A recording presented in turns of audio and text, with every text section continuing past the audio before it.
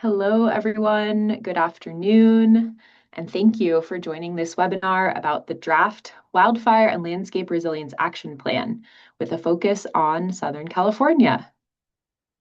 We are going to get rolling here, and over the next hour and 15 minutes, what you can expect by participating in the webinar is to learn about the key components of the draft action plan, including the framework for mobilizing regional action. You will have the chance to ask task force staff questions about the action plan and the process for submitting comments. You will also get to hear directly from partners working in Southern California to advance wildfire resilience. But today's webinar will not go into detailed specifics about funding opportunities or programs. Today, we will be using the Zoom webinar platform. Please use the Zoom chat only to communicate any technical issues you may be having to the panelists and the hosts of the webinar. To ask questions to the speakers and presenters, please use the Q&A function built into the webinar platform.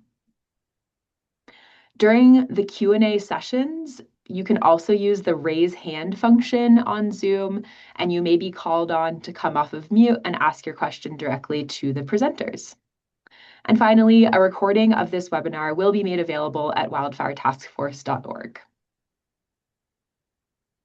Before we dive in, we'd like to hear from you all to help us better understand today's webinar audience.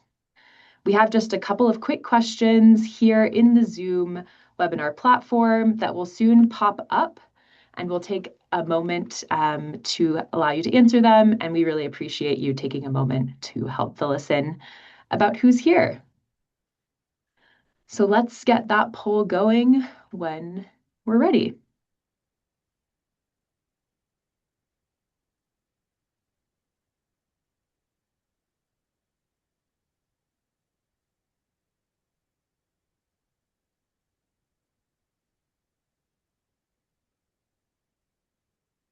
There are 3 questions in the poll, and you should have gotten a pop-up window asking you 3 questions. We'll leave it open for just a couple moments here.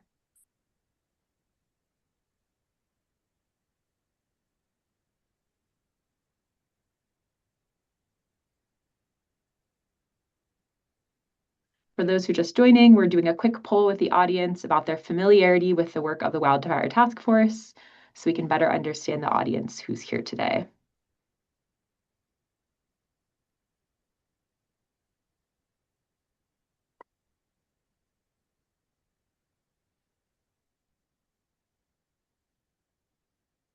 All right.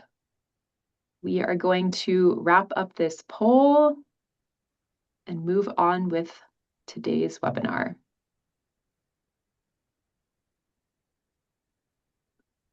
All right. So just sharing back to the group, it looks like the group spans a wide range of familiarity with the task force. Looks like the most common answer was being somewhat familiar with the task force, but there are respondents who are very unfamiliar with the task force and respondents who are very familiar. It looks like, generally speaking, the group skews toward a little bit less familiarity with the draft action plan, which is great because that's what we are here to share information about. And it looks like actually the most common answer, 38% of people have never attended a regional task force meeting before. So welcome and thank you for joining us today. All right, moving on to cover today's agenda.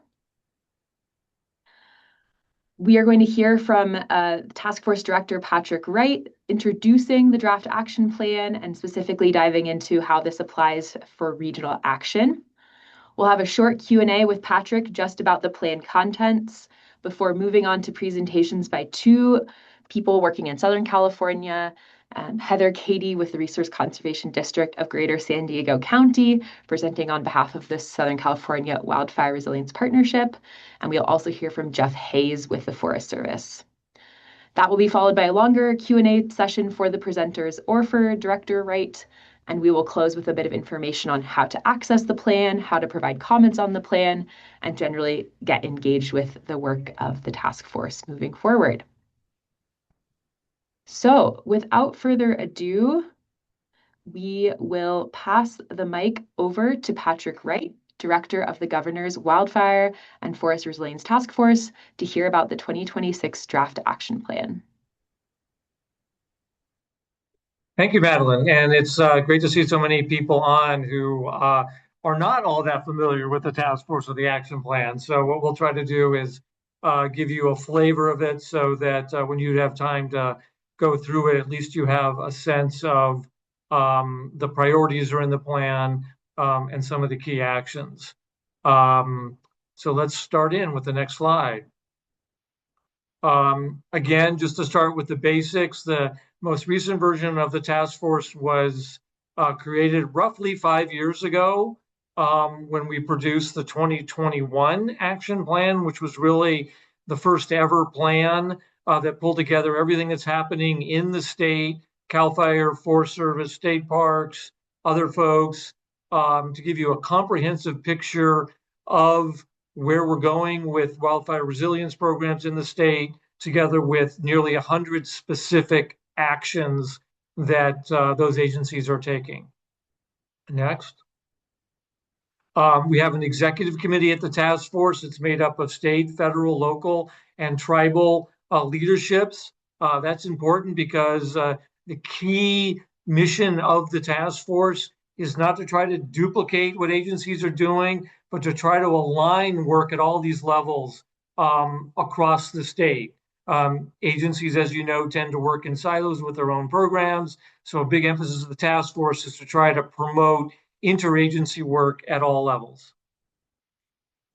Next slide. And so we're, in addition to the executive committee, we have an interagency staff. It's made up of a number of state agencies from different areas. We have a number of work groups on everything from beneficial fire to recreation to reforestation. Again, that's trying to align our agencies, and we have a science advisory panel that we're using to help guide us to make sure we're using the best available science. Next slide. We alternate our meetings between Sacramento twice a year and the region twice a year. This map gives you a summary of the regional meetings we've had over the last several years. We most recently had a meeting in Jamestown in March, and we're headed this October up to Fortuna in the Eureka area to get a better handle on various activities in the North Coast. And in fact, I believe you can begin saving the date, at least for that. I think a message went out to our mailing list. If you don't have that, let us know. But we're eager to have you join us up north in October. Next slide. I won't spend a lot of time on accomplishments because I want to get to the action plan, but I think it's important to note that we've had a lot of major state and federal investments to align, about $6 billion together between state and federal governments over the last 5 years that we've gotten out to many of you. That's enabled us to scale up our work, treated more than 700,000 acres, including a doubling of prescribed fire.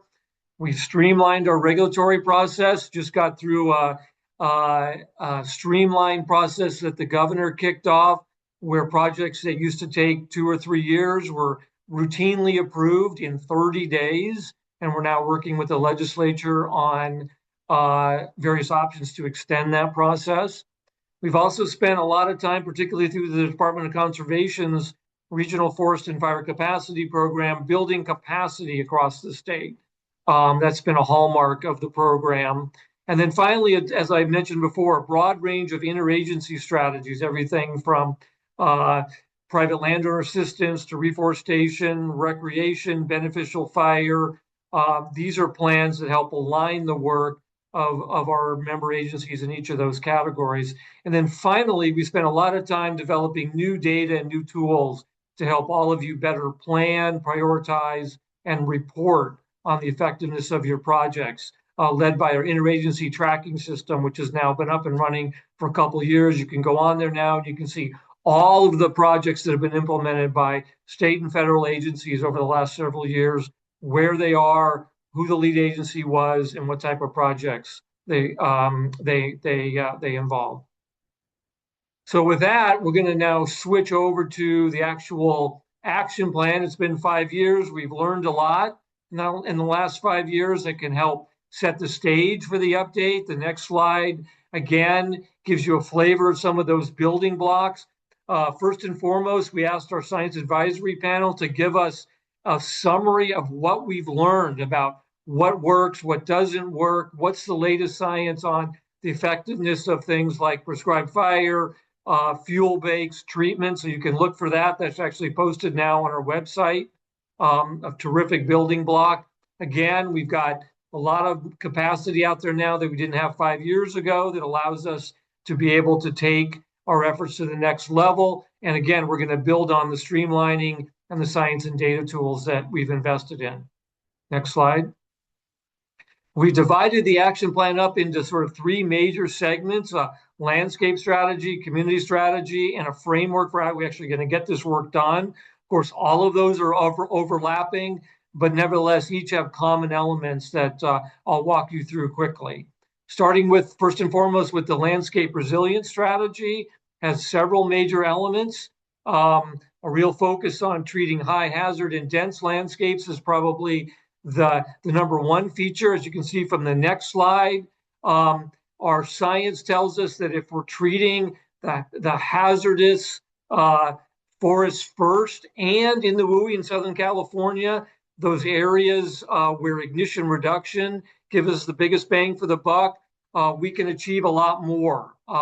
In some cases, up to 3 and 4 times greater reductions if we can prioritize our treatments in areas where the data say we're having either the highest hazard areas or the highest potential for ignitions in Southern California.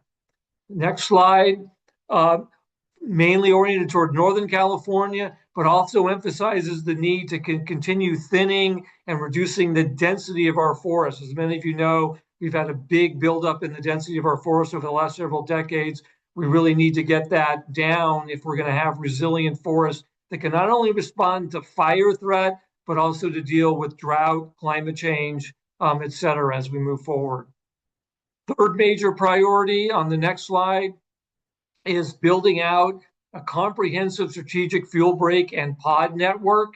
Here we have a sort of a 3-part system. We've got the Forest Service, we've got the large private landowners, and we've got CAL FIRE, all working on networks statewide of fuel breaks and what are called potential operational delineations.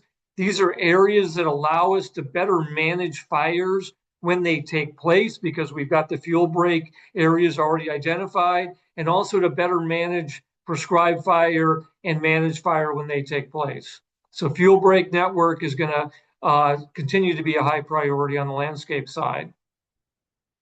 And then in addition to that, as the next slide mentions, we really got to continue expanding the beneficial fire in Northern California. We're doing that in a lot of ways through streamlining permitting, developing a capacity program, expanding cultural burning, smoke management programs, a wide variety of actions to try to expand beneficial fire in Northern California where it makes sense.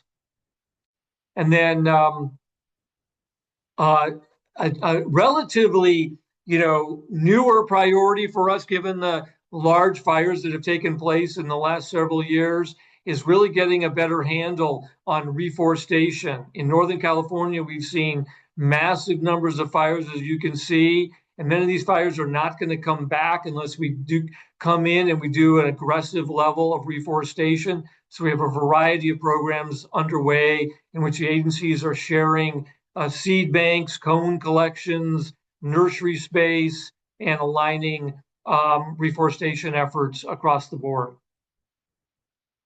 Next slide.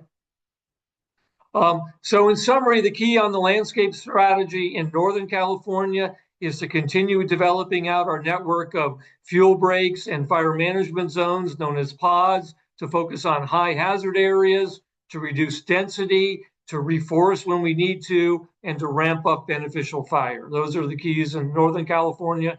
As many of you know, in Southern California, keys are a little bit different. It's really the major focus is reducing ignitions, particularly in high wind areas in the fall, but also throughout the year. Also expanding our strategic fuel brake system. And much like Northern California, restoring our montane forest as appropriate with thinning and beneficial fire where it makes sense. So that gives you, I hope, a summary of the landscape strategy. This graph is meant to show that our data are telling us that if we do focus on these high priority areas and we build out that fuel brake network in the next 10 years, we can then shift our emphasis to a maintenance mode. So our approach is to try to ramp up if we can, if funding allows, to get a lot of work done in the next 10 years to thin our forest, to ramp up prescribed fire, to deal with ignition reduction so that we can be in a position where we can sustain that effort over time. And then again, to get that work done, it's going to take a number of interagency strategies that we're going to continue to be pushing. Everything again from beneficial fire, a new chaparral and shrubland conservation strategy that we're now just beginning, program on private landowner assistance, recreation, reforestation, wood utilization and workforce, a wide variety of interagency strategies to help collectively move this effort forward. Next slide. So that gives you a flavor of the landscape strategy. On the community side, a little bit of a different priorities, as you can see here. As the next slide tells you, our first and highest priority is really to harden structures and create defensible space. Many of you, I hope, are aware of the Zone 0 standards that are coming soon by the Board of Forestry. CAL FIRE is also working on data systems so that we can better evaluate what works most effectively in each community. Is it home hardening? Is it defensible space? Is it community programs with fuel breaks? So a lot of work is going to be done on data and risk modeling for as many communities as we can throughout the state. Next slide. And as part of that, there's going to be a real emphasis on the county level.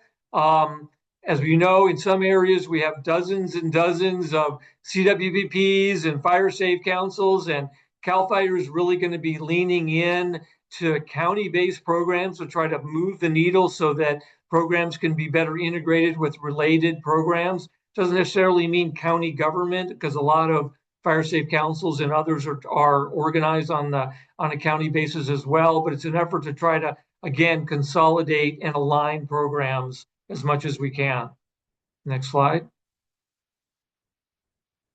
And then, of course, in Southern California, as I said, big emphasis on reducing unwanted ignitions and focused treatments around communities, particularly around power lines and roadways, as you'll hear in our next presentation. Next slide. So that gives you a flavor, at least some of the highlights of our landscape strategy and our community strategy. The third tier is, okay, how are we going to get this done? And our real effort here, again, we talk about alignment over and over again. How do we align the work of all these different agencies with respect to planning, permitting, implementation, reporting, and funding? So I'm going to walk you through a few slides that illustrate how we're going to try to do that. First and foremost, we're going to focus on the landscape level on regional priority plans that are being led by the Department of Conservation. We hope to come up with a network of 15 to 20 of these plans statewide, where all agency projects will be in there. We'll have 5-year plans that suggest what the priorities are for each agency, together with funding levels and data that support the benefits that we get if we move forward with implementing these plans. At the community level, as I mentioned, CAL FIRE is really focused on county level community wildfire plans to be the basis for community level work. Obviously, those two levels will have to be coordinated, but we think this two-tiered network will be a lot more effective than the very scattered network we have now, with effort taking place across multiple levels and a lot of overlapping duplicative efforts that are hard to manage, hard to keep track of. This is an example on the funding side of how we're doing things now. As many of you know, CAL FIRE, Department of Conservation, other agencies have been implementing competitive grants for individual projects for several years. And so what you see are graphics like this, where hundreds of projects are getting funded and then they're getting tracked by agency and tracked by type of project, et cetera. That's been effective, as you can see from our next slide. In fact, we had an independent analysis looked at these projects and determined that 83% of them are hitting high priority areas. So it's important to note that through these individual grants, we are hitting top priorities, but we also know if we keep trying to fund our wildfire resilience efforts project by project, we're not going to get to the scale that we need to get to, and we're not going to get the workforce and the funding we need either. So we're shifting, as this next slide shows, to much more of a block grant approach. Here's an example of a year or two ago from CAL FIRE, where they combined forest health money with wildfire prevention money, also added Forest Service money and money from NFF to produce a block grant for Southern California that ended up funding 6 sub-regional areas, including 23 sites involving 20 partners. So again, this is going to be the wave of the future, shifting from funding individual projects to funding block grants for regional priority plans, where all the projects come together and can be evaluated much more effectively and implemented together across boundaries. Next slide. And again, a key benefit of this approach also is it allows us to better measure the outcomes of these efforts. Trying to measure outcomes project by project is very challenging, but when you can string all these projects together, as this graph shows with our ignition reduction priorities, you can get a much better sense of the overall benefits of the work that's taking place through our various decision support systems and modeling efforts. Next slide. And again, this is not just a concept we're thinking about, it's well underway. We have 3 different agencies, CAL FIRE, Sierra Nevada Conservancy, and Department of Conservation, all moving towards landscape grants that are intended to fund bundles of projects at the same time to help increase the pace and scale of work across the board. So we hope if you haven't reviewed the concept proposals or the guidelines, you'll do so to get a better handle of where these programs are headed. Next slide. So one of the key issues we faced is, okay, we're moving towards landscape work. How do we do that organizationally? We spent a lot of time working with the Forest Service, going forest by forest to come up with regions that might be recipients of block grants and might develop priority plans. So we looked at the Forest Service system. We aligned our 4 task force region to better match the Forest Service system so we could better align programs of work and funding. And then as the next slide shows, we brought in the state's RFFC program, which has the plans under development on the slide on the left. And then the slide on the right shows how, at least a draft version of how this will all come together. We're going to take a crack over the next year or so of trying to compile programs of work for each of those 15 to 17 subregions so we can give the legislature, the administration, and others a sense of all the projects that are planned and underway, and to be able to run them through decision support models and reporting mechanisms to better estimate not just the cost of getting all this work done statewide, but the benefits as well in terms of reduced fire risk, water, biodiversity, habitat, et cetera. So that's going to certainly be the wave of the future. Next slide. Again, to summarize all this, the way we're trying to mobilize interagency work is joint planning, both at the county level for community work and at the RFFC level for regional work. We're going to be zeroing in with the tools that we're going to be making available to local communities on how they can make sure they're hitting the high hazard, dense landscapes, areas that are most ignition prone to ignitions. With funding, we're going to be moving from single grants to block grants. From permitting, we're going to continue to accelerate our effort to move towards a one-stop shop. For implementation, as we pull together these joint plans, we're going to start putting together interagency teams to make sure we can actually get this work done on the ground. And then finally, with respect to reporting, we're going to be shifting from acres treated to outcome-based measures so we can more effectively report on the benefits of all these projects. Next slide. And then as part of that, we're going to continue to expand our interagency tracking system and establish a new wildfire resilience data hub. So all this information that we've talked about where projects are, where the data tools are that are available to people will all be easily accessible. Next slide.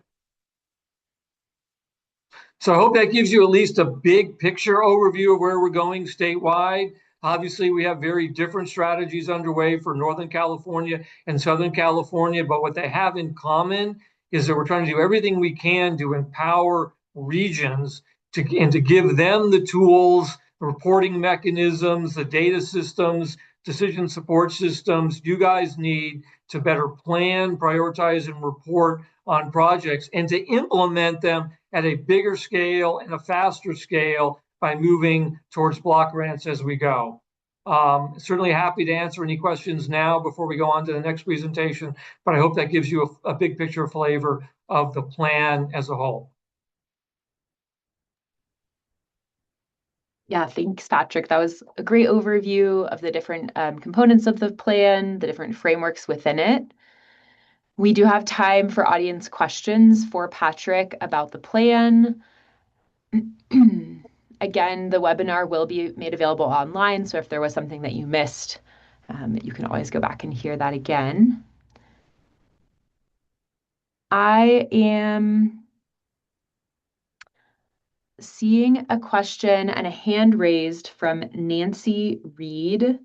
Nancy, I think you have the ability to unmute yourself and ask the question to Patrick directly.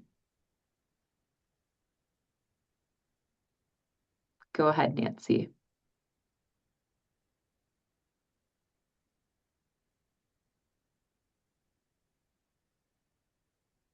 I think Nancy's question, and if you can, we can't hear you, Nancy, but Nancy's question, Patrick, I think is about the involvement of, and it's a great question for this overall, about the involvement of the federal government in these planning efforts at the regional scale.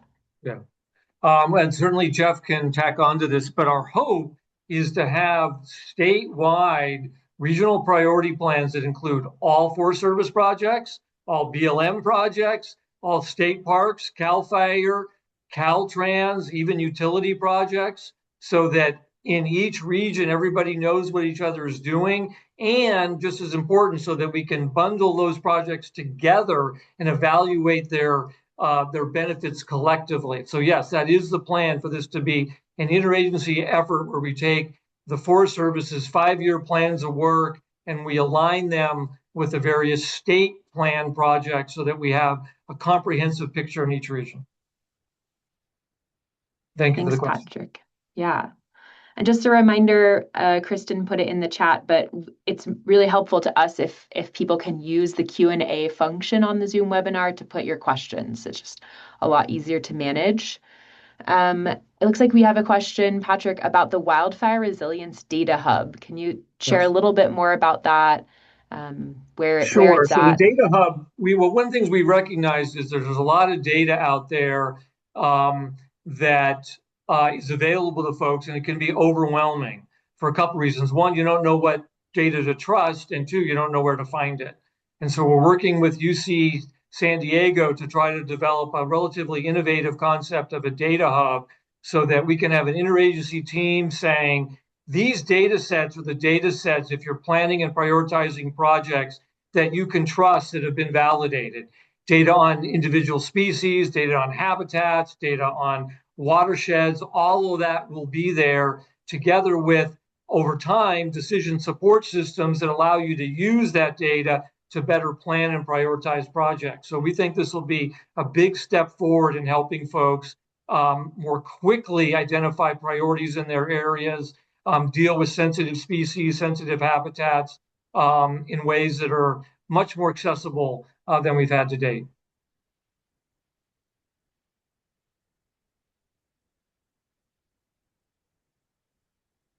Great. It looks like I'm seeing a question, Patrick, about the role and where people can learn more about evacuation planning and the emergency response side of a wildfire incident, and if that's in the scope of the plan, Yeah. or anything about resilience hubs. Yeah, as big as our scope is in terms of dealing with wildfire resilience, that's, there's certainly the fire marshal's office would be the place to look to. It's not an area that the task force itself is focused on. We're focused almost exclusively on forest health and wildfire resilience, and certainly don't get into any post-fire work at all. There's certainly plenty of and work during fires. But I see Kristen's got a nice link there for you. Thanks, Patrick. Let's see.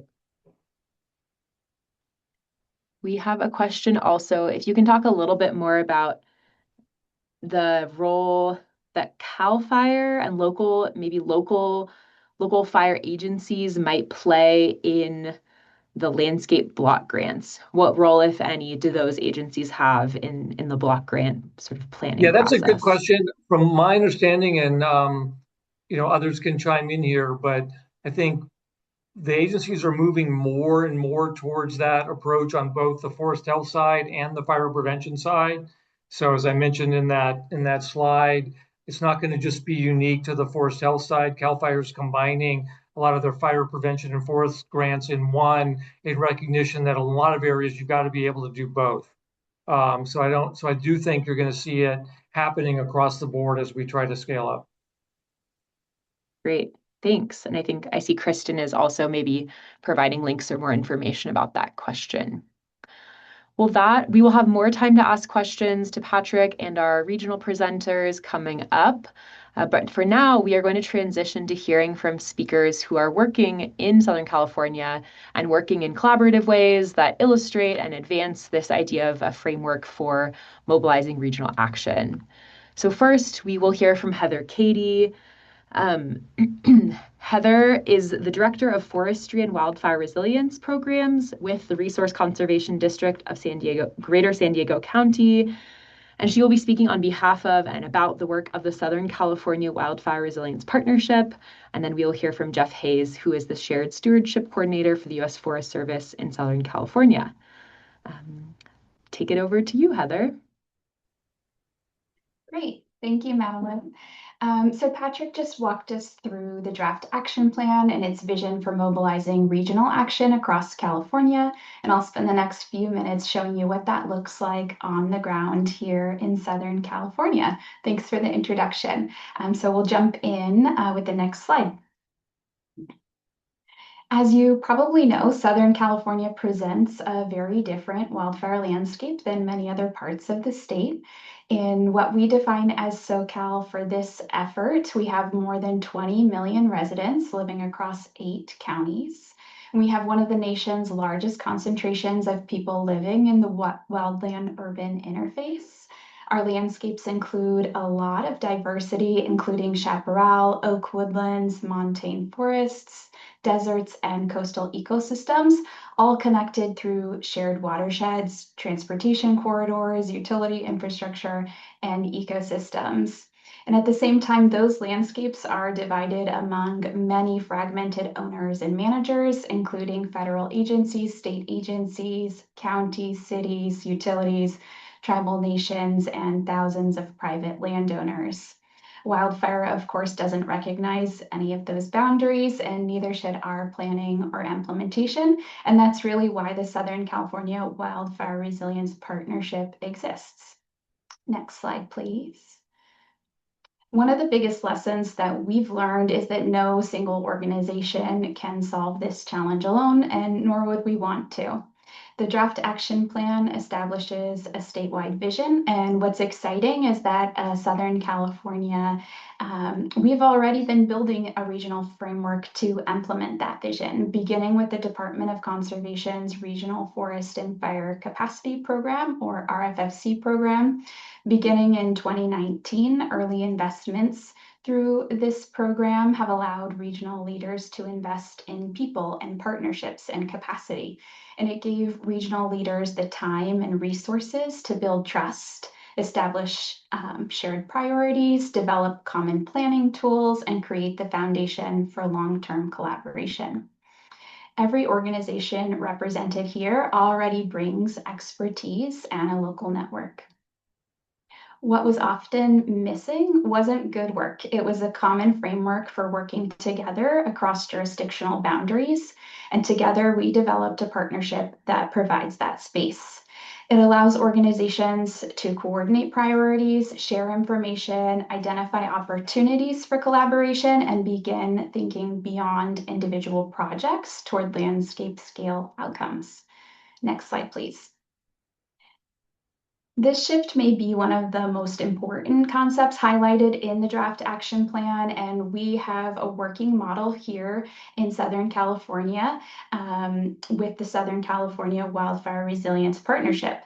It wasn't created to replace existing organizations or create another layer of bureaucracy. It was created to connect them. We solidified this partnership with a memorandum of understanding in 2024. Just an aside, this acronym for the group is SQUIRP, not to be confused with SCURP that you'll hear about next. And historically in this group, many of us have planned projects independently, one grant, one property, one treatment at a time.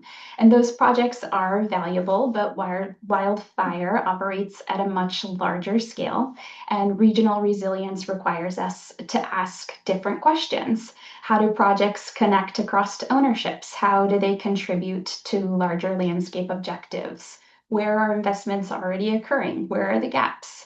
How do we coordinate implementation over time rather than simply compete for funding?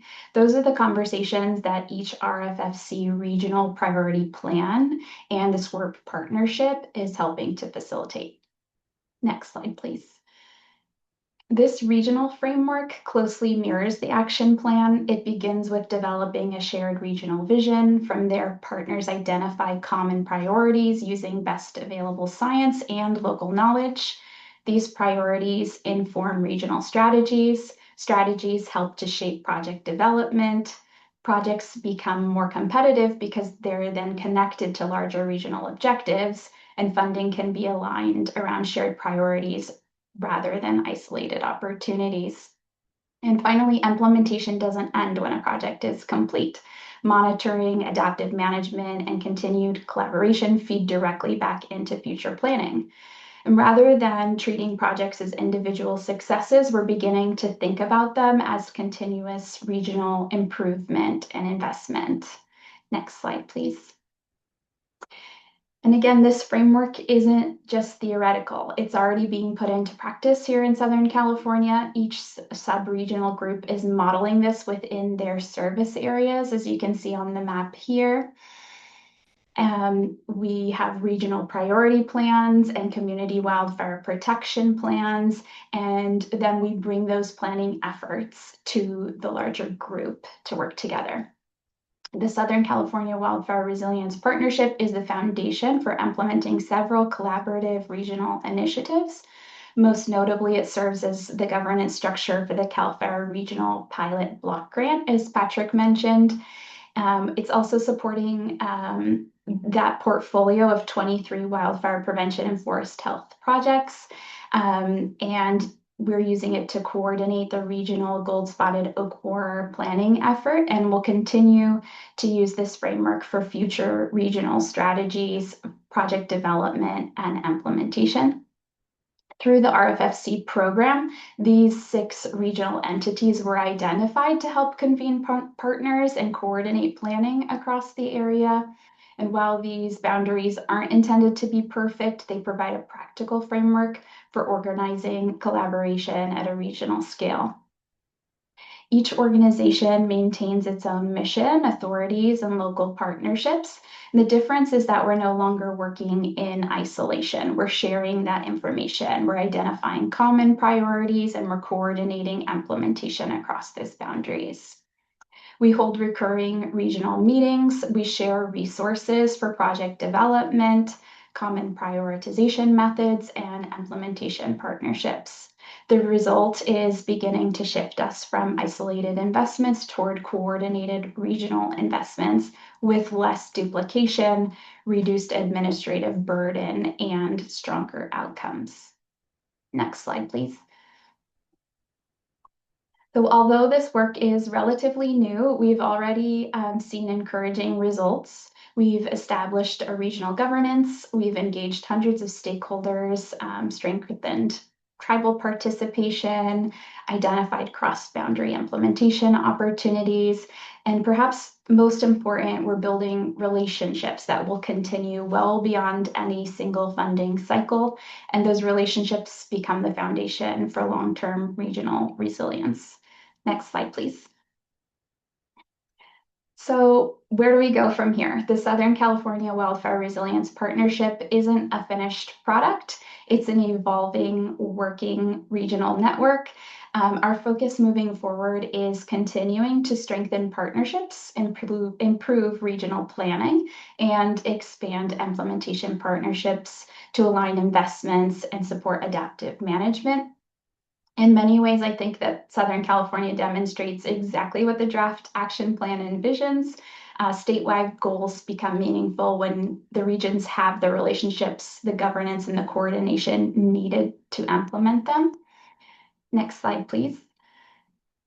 And as I close, I'll just leave you with some thoughts.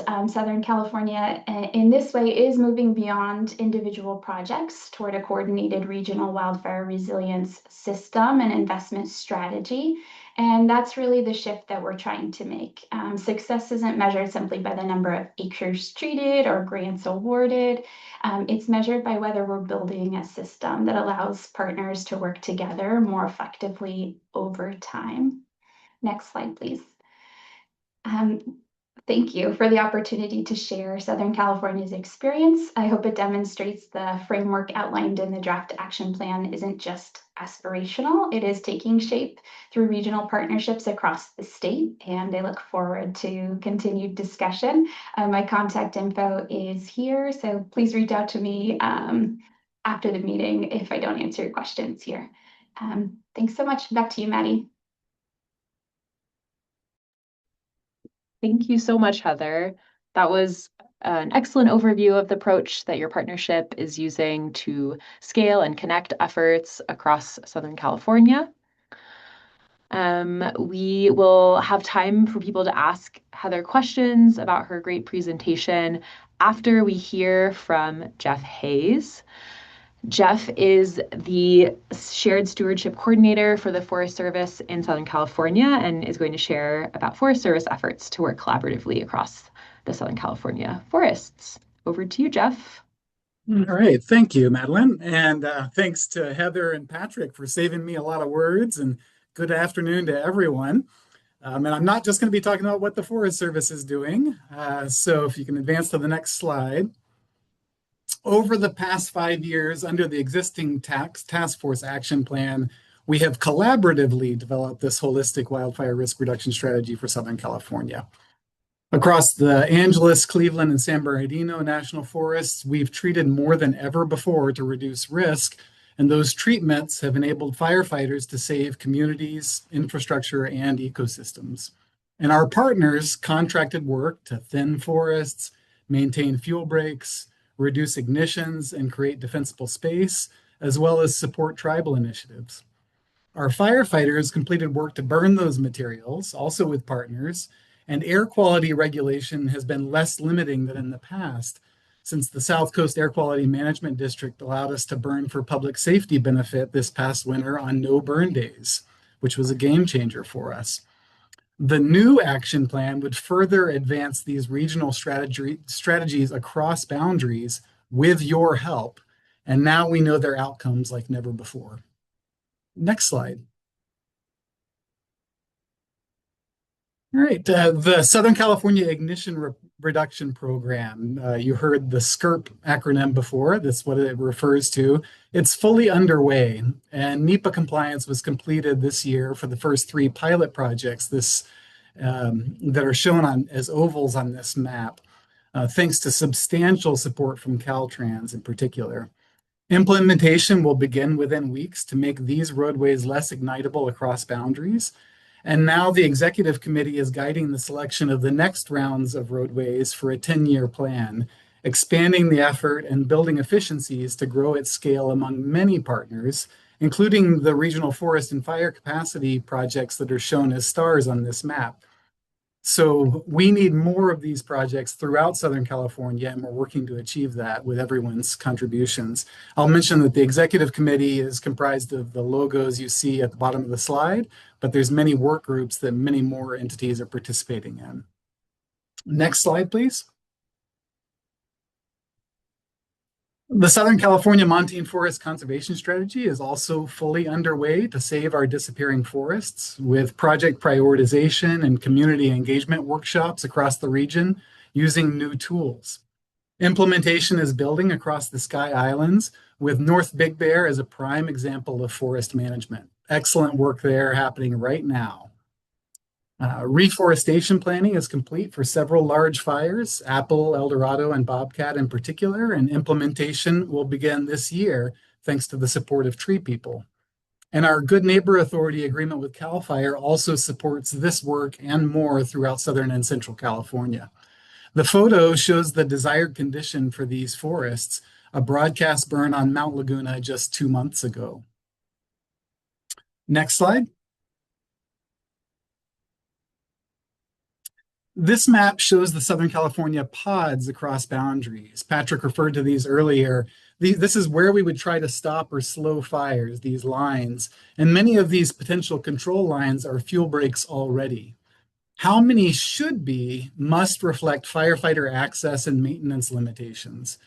With upcoming completion of the pods for the areas that don't yet have them, and then the strategic fuel break assessment that was published this past winter, and fire modeling I'll mention in a moment, we now have the information to identify a sustainable strategic fuel break network across boundaries. Meanwhile, our increased treatments have the fuel breaks in far better condition than in the past, preparing us for the 2026 wildfire season. And we appreciate that the new action plan calls for a chaparral conservation strategy, which will synthesize the science and management needs for this globally significant ecosystem. Next slide, please. Management of the invasive gold-spotted oak borer is another priority for the regions, for Southern California certainly, and beyond, since it will spread as shown on this map if it is not systematically managed. Tree People has stepped forward to lead a new GSOB coalition, and many partners are treating oak trees for containment of its spread and removing dead oaks for wildfire risk reduction. The action plan would benefit from including a statewide oak woodland conservation strategy with tribal leadership to address this threat and more to our oaks. Thanks to Jolene Tam of the La Jolla tribe for both her leadership and these images that illustrate this landscape and community challenge. And next slide.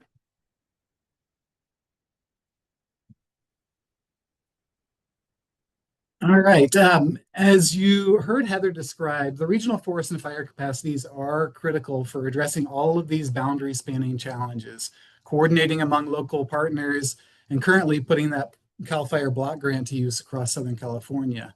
The 5-year plans of the Forest Service are being incorporated into each of their regional priority plans, and we look forward to their growth as laid out in the action plan. But the pace and scale could grow even more if large amounts of funding were provided directly to implementation partners with capacity, like National Forest Foundation and Tree People, to accomplish the highest priority work across boundaries. This image that you see on the screen is perhaps the most illustrative part of that. This is looking at wildfire risk in the Inland Empire. And I'd like to finish by talking about values. So this image shows the current wildfire risk. And if you can click again, we now know where all the treatments are that could reduce this risk. So this shows fuel breaks in green. It shows some of the montane forest treatments in red. And what do we get if we treat all of these areas that need treatment? And if you can click again, this is what we get. We get reduced risk. The bluer the blue, the more we've been able to reduce the risk if we complete these treatments. So these maps were prepared by Vibrant Planet who has done state-of-the-art fire modeling for Southern California to take into account our unique ecosystems. Several weeks ago, we taught many of you to use their platform to plan treatments for multiple benefits and to articulate those benefits to garner more investment in your efforts. So for projects within 5 miles of a national forest or anywhere in Western Riverside County, you can use the platform today to do so. To get access, there is an email address that's been provided in the chat. Since everyone benefits from reduced wildfire risk, we hope that everyone will contribute to it. And that's really what we see envisioned by the task force and the action plan. How do we get from that top image to the bottom image? By working together. That's the close of my part. Oh, I do want to answer a question that came up earlier. I think the question about federal agency involvement is a good one, and it was specifically about listed species. So I assume that it was about U.S. Fish and Wildlife Service in particular. And we certainly coordinate closely with U.S. Fish and Wildlife Service for all of our project planning, especially because fire is one of the greatest risks to those species. Species like the Hermes copper butterfly in San Diego County, or the California spotted owl throughout the Southern California mountains. If we don't right the situation with fire, we will lose these species. And Fish and Wildlife Service understands that. They don't have a seat at the task force. Currently, the only DOI agency that does is BLM, but we are looking at ways to involve the other DOI agencies in this work. Absolutely. Thanks, Jeff. Thanks for that great presentation, showing all those collaborative efforts across multiple fronts and multiple collaborative approaches. Also, thanks for going back to that question about federal agencies and listed species. We have time to ask questions, additional questions to Jeff or to Heather or to Patrick. So if we can get Heather, Patrick, and Jeff back on screen, so that folks can ask you questions, that would be great. Give people a moment. Again, we ask that you use the Q&A function on Zoom, or if you raise your hand, we can call on you to unmute yourself.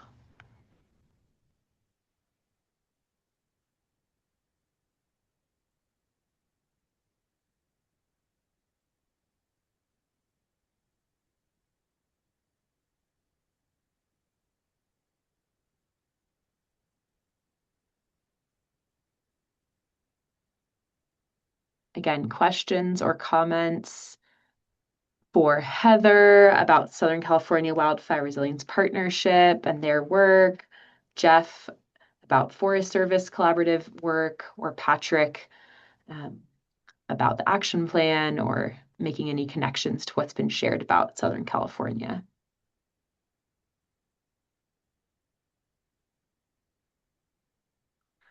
I see a raised hand from Gary.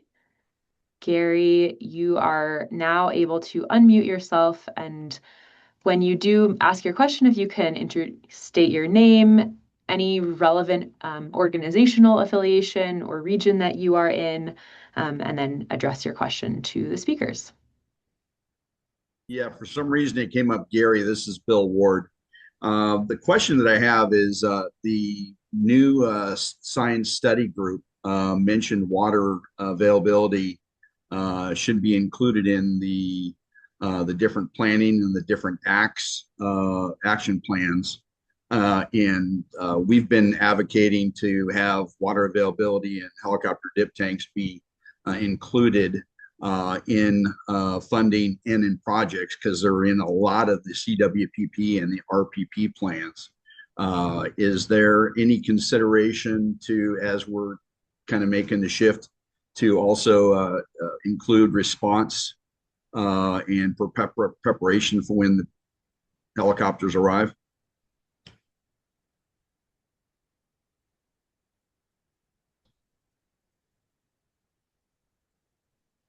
Somebody regionally want to try to tackle that? I've certainly had conversations in the past about this, and absolutely, if our fire management folks want to have that water availability, that's important. It's critical that we have water supply. It's definitely not vegetation management. So when we're talking about vegetation management, there's often different programs than there is for fire suppression. So because that ties to suppression, it's separate, typically speaking, from a lot of what we're doing, but it could be eligible for example, the RFFC program or for fire prevention grants. I would defer to those programs to describe that. Yeah, thanks, Jeff. I would say similarly, I don't work with coordinating agencies or their response at all, but as far as the regional priority plans and the CWPP plans, we do have a lot of this infrastructure identified there. We would like to see plans to have them installed in communities or on private properties included in our regional priority plan project list. And that's how we could help to advocate for funding for this sort of project.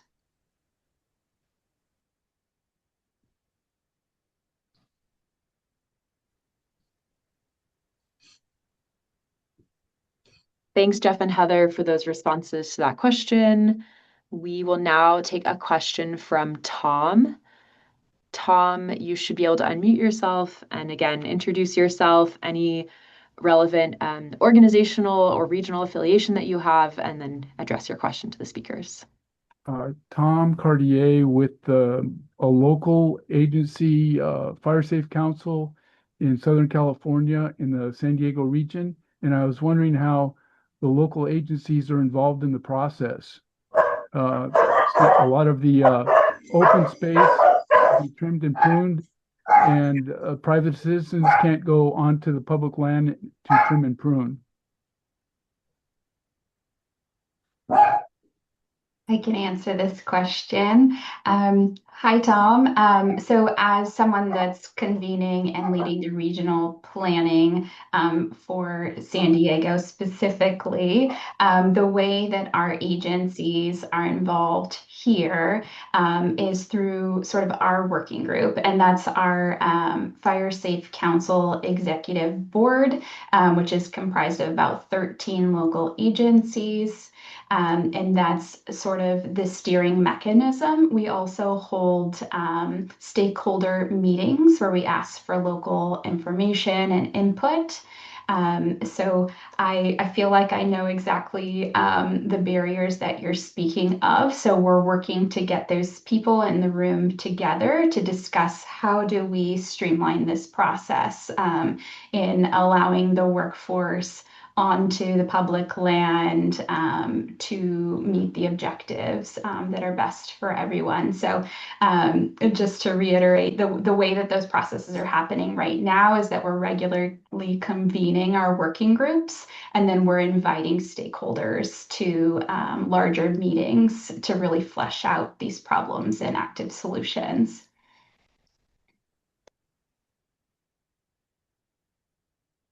Thanks, Heather. Thanks for answering that question about local participation in planning. We also have a question from Nancy, and I'm just going to say a reminder to those who have spoken. I believe that's Tom and Gary. Now that you've answered had your questions answered, if you could mute yourselves, we'd really appreciate that.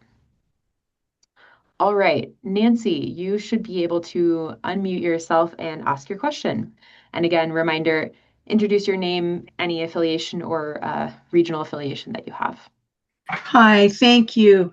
I am with the Elfin Forest Harmony Grove Fire Safe Council, and we have an active grant, and we have run into some very large issues with the threatened and listed species. And what we have found out that the U.S. Fish and Wildlife Service has big requirements for surveys, and that these surveys are tailored for very large scale development instead of smaller fuel reduction projects.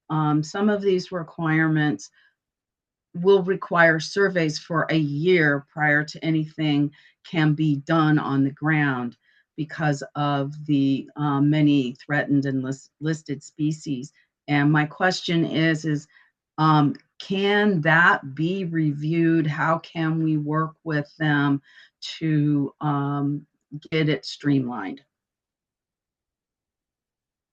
Thanks, Nancy. So that's a question on how local groups like fire safe councils can navigate some of the permitting requirements for small scale projects that may be triggered, the complex permitting requirements that may be harder for a smaller group to navigate. Patrick, Jeff, Heather, does anyone feel like they can take on this question? How can smaller groups find ways to navigate these permitting requirements for their projects? I can take it. I don't know that I have a good answer, but essentially, through this capacity building nature of this work, we've identified this as a bottleneck. We don't have enough staff on our team to facilitate these needs, although we would love to. And so this is something we're addressing. And currently, we do it through partnerships and contracts. So one thing we want to tackle is some standardized sort of advice and templates that groups can use in their communities. For example, if they want to activate grazing, how could we streamline this process so that not everyone has to start from the beginning? We hope to do that throughout this year and be able to provide some guidance, Nancy. And right now, we can only do that through our partnership network. So if you want to reach out to Morgan at the Fire Safe Council and get connected with some specific advice, if you're not receiving that, we'd be happy to find an interim solution while we work on a sustainable solution. Thanks, Heather. Thanks for that answer and that offer to connect Nancy with someone who might be able to assist. I am seeing a question in the Q&A that maybe Jeff can speak to about SCRP. The question is, are state highways in Southern California included as components of the fuel break network? So what are the roles of state highways in the fuel break network? Well, the short answer is yes. The highways will be looked at as fuel breaks if there is that ability to use them as fuel breaks. It all depends on the highway. Some highways are more suitable than others. And that's a lot of the conversation we have with the Southern California Ignition Reduction Program. I think maybe one thing that's important to point out is there are two different functions. So a highway can have ignition reduction, it can be a fuel break, or it could have both.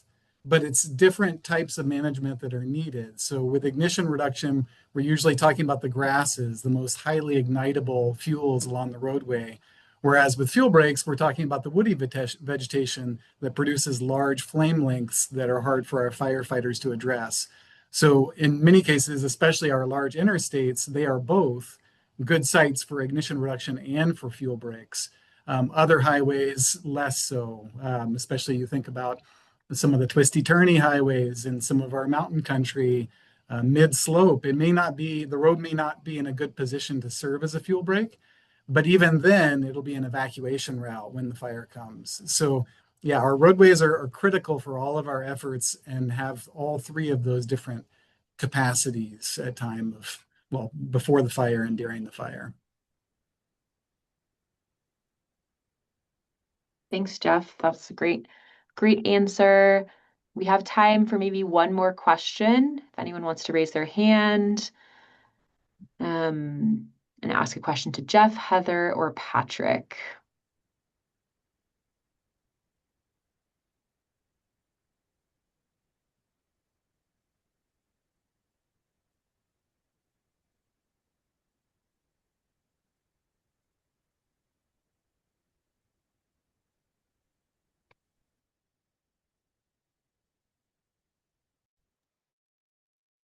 This is your chance to get clarity, maybe on something you were hoping to hear about and didn't hear about, or just get a little bit more detail on something that maybe Jeff or Heather brought up.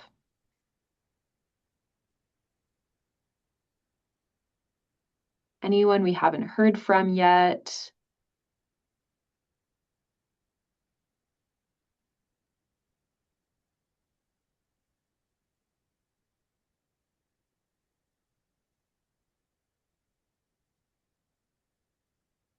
All right.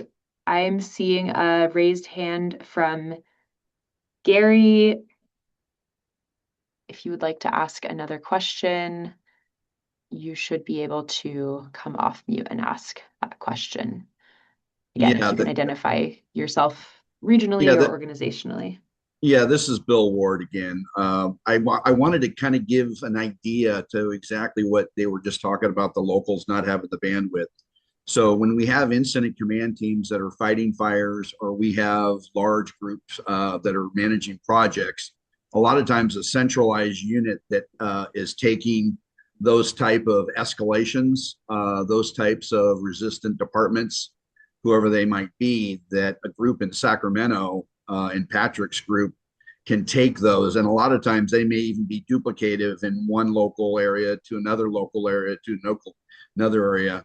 And they would maybe be better able to either provide horsepower or better chance in getting them to acquiesce on their resistance. Just a thought. Thanks, Bill. And sorry, I called you Gary again. Bill, thank you for that. I think what you're mentioning, sort of the process through which local challenges can get brought up to the state level, is a fundamental part of the task force's approach.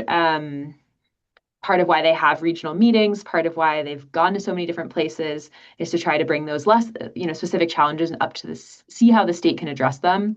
I know one of the programs that maybe someone can put a link in the chat to is the Cutting the Green Tape program at the state to streamline permitting. But yeah, thanks for that suggestion, and noted very much on how to bring local challenges up to the state to add capacity. Well, we have run out of time for Q&A. We're just going to close out with a couple important notes on what comes next in the review of the draft action plan. We are in the middle of a 60-day partner review period, and partners includes you all on the webinar. We are able to take your comments on the plan at the website that's linked here on the screen, Action Plan 2026, and also in the chat. There's a web-based feedback form that's available on that website, and you can also download the plan. During this same period, again, running from now until August 7th, there is also ongoing tribal consultation being communicated by coordinated by CNRA, the Natural Resources Agency, and the task force expects to share a final draft of the plan fall of this year. Finally, I know a lot of you in the beginning shared that you are newer to knowing about what the task force is doing statewide. There are 2 more meetings scheduled for 2026. One Patrick mentioned in Humboldt County in October, and then a December meeting in Sacramento. At wildfiretaskforce.org, you can find a ton of resources and sign up for the Governor's Monthly Update newsletter. And just want to thank you all, especially our presenters, Patrick, Jeff, and Heather, for great talks today. Thank you all for your questions and for joining, and we will see you next time.